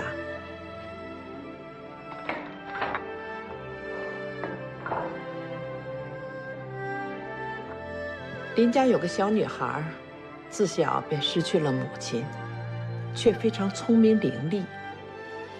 不知什么缘故，常偷偷躲在门外看她。你过来。可能这就是缘分吧。你扣上。小女孩没有母亲，没有人帮你缝。她也没有亲人，两个很孤独的人。在彼此的身上寻到了慰藉。阿姨帮你缝。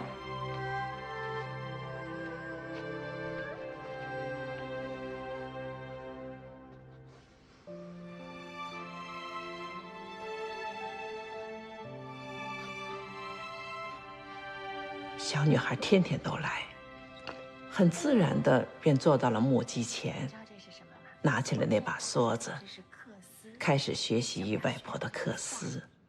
那要不然阿姨教你好了。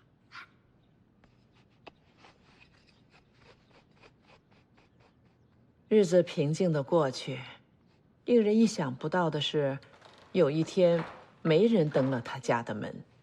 凤儿啊，你看他们给你准备了这么多东西。再说了，他父女俩挺好的，你看。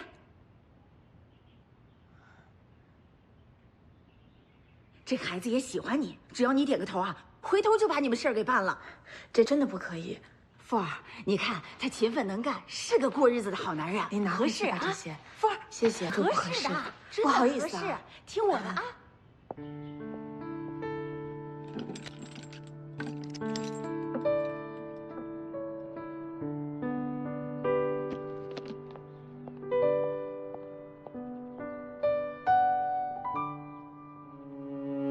女孩相信，她的心愿总有一天能实现。可她没有想到，有一天，那个曾经上了战场，所有人都以为他再也不会回来的男人，竟然出现在了她的眼前。小姑娘，这户人去哪儿了？你知道吗？你别怕，我是他们的亲人，我特意来找他们的。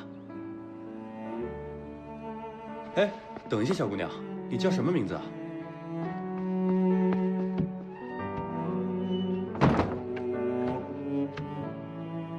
那个男人是从东北来的，一路上很艰苦，银钱也用尽了。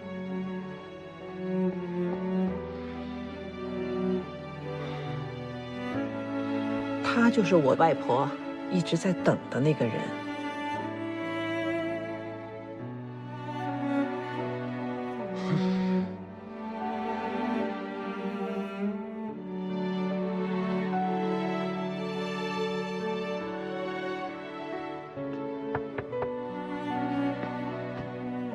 后来，小女孩跟他说，她不住在这儿了，改嫁了，嫁到很远的地方。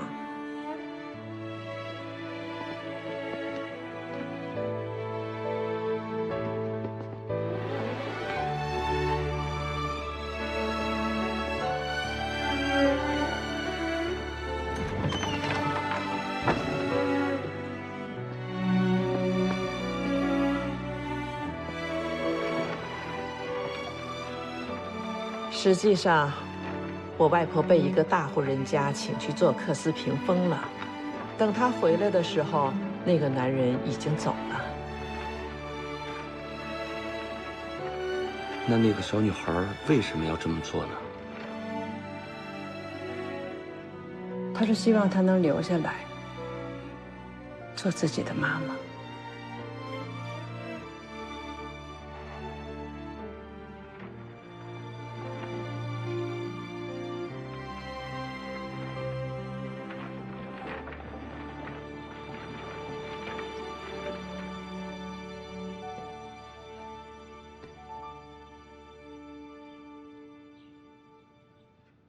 外婆见到双面绣，便常常想：世上能不能做出双面全一的克丝来呢？别人都笑她异想天开，因为正反相同的图案是克丝的特色之一，而她却坚持己见，一定要做新的尝试。她改良了木屐，也换了翻头。但突破克丝的传统，并非一件易事。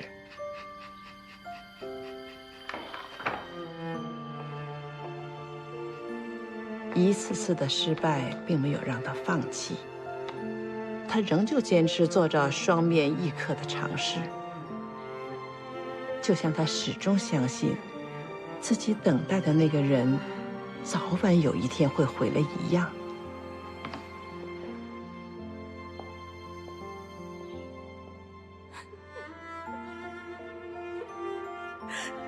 对不起。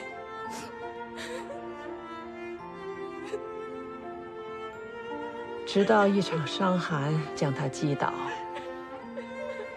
那一天，长大的女孩跪在病床前，忍不住说出了多年来隐藏的秘密。对不起。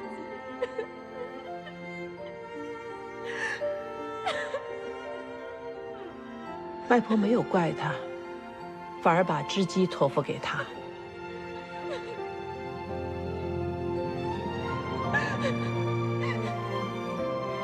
希望有一天，她可以完成双面一刻这一生都未完成的遗憾。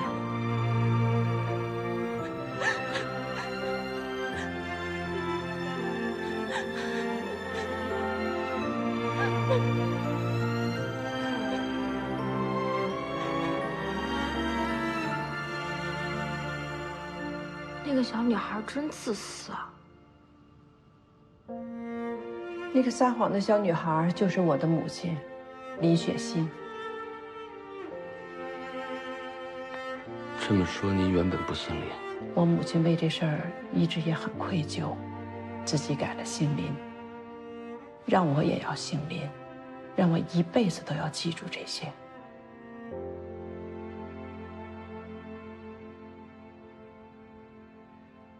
怎么停了？你继续。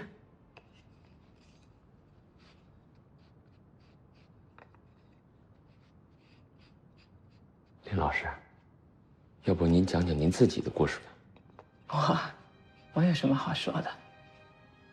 平凡的结了婚，又平凡的离了婚。丈夫是在博物馆工作。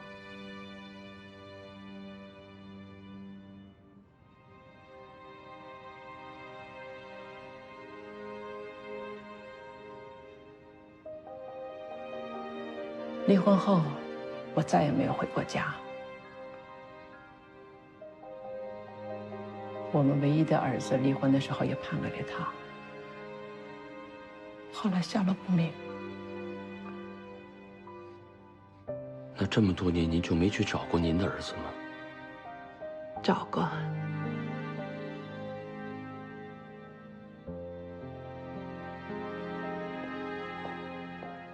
他可能恨着我呢。那林小姐知道吗？这不是什么秘密，这周围很多人都知道。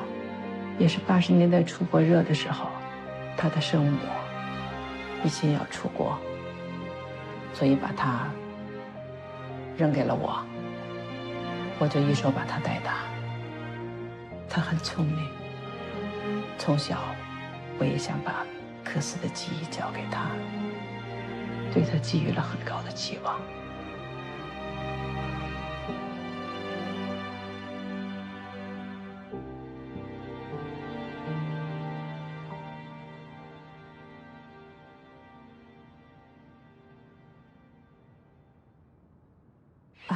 对不起，我现在年纪大了，工作时间长了，就要休息一下，我就不送你了。辛苦您了。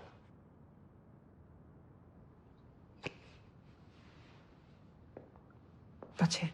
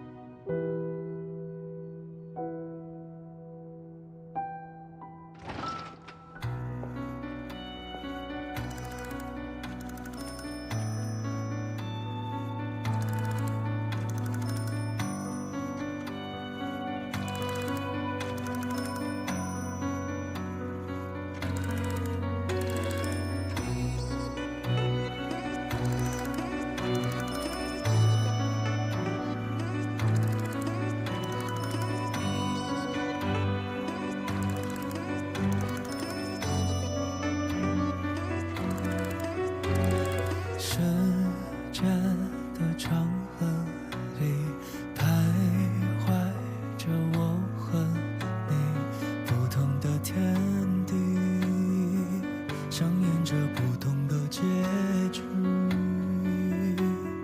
交错的时光里，我突然看见你所有整天这脑子都在想什么，我都不知道。就像是都不是出国前的作品，你就忙吧啊！时钟转啊转，把你带到我这里，从此我的生命开始充满奇迹。缘分转啊转，把我带到你那里，一道难解的题，辗转轮回相遇。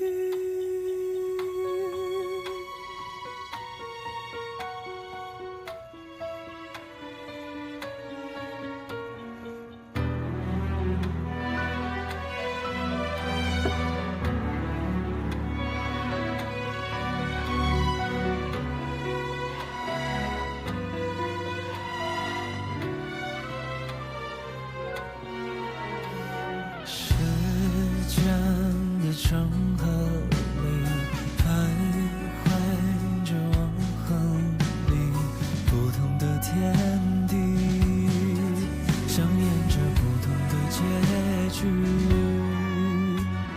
交错的时光里，我突然看见你所有的神秘，就像是上天在怜悯。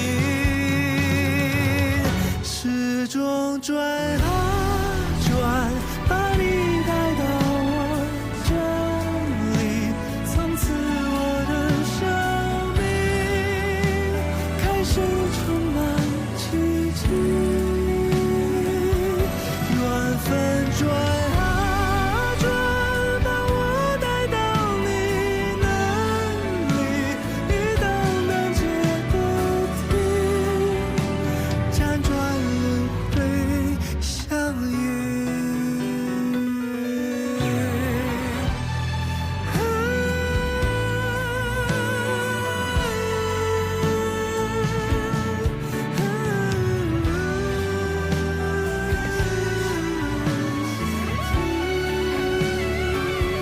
缘分转啊转，把我带到你那里，一道难解的题，辗转轮回相遇。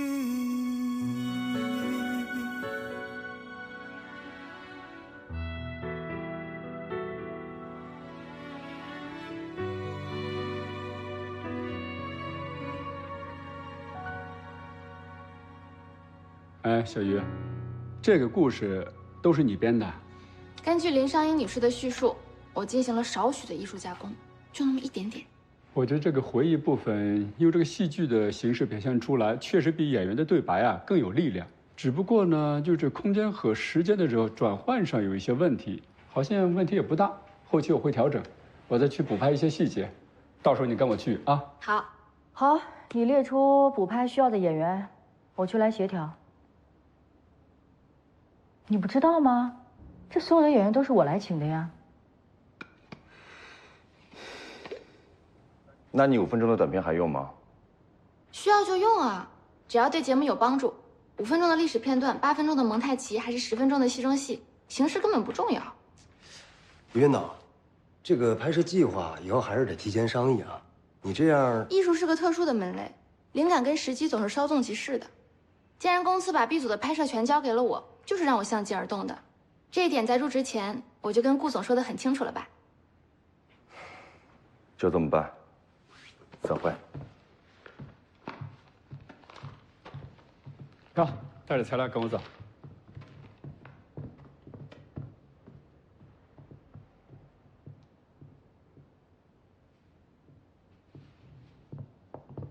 这是向我示威？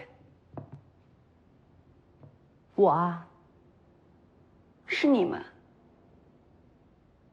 啊，其实这件事情也告诉你，有时候面对别人善意的提醒，你可能需要思考一下。还有啊，你的对手看起来不是那么好对付哦。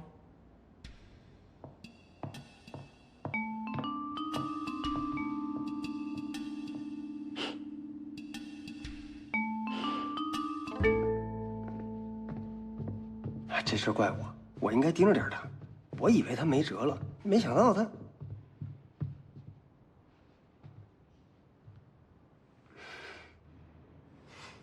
没这个必要。不管是袁佳莹还是于再早，谁的创意更好，我就用谁的。啊！不然花钱雇他们来干什么？像个怨鬼一样纠缠不休，我倒要看看他能玩出什么新花样。有点反常啊。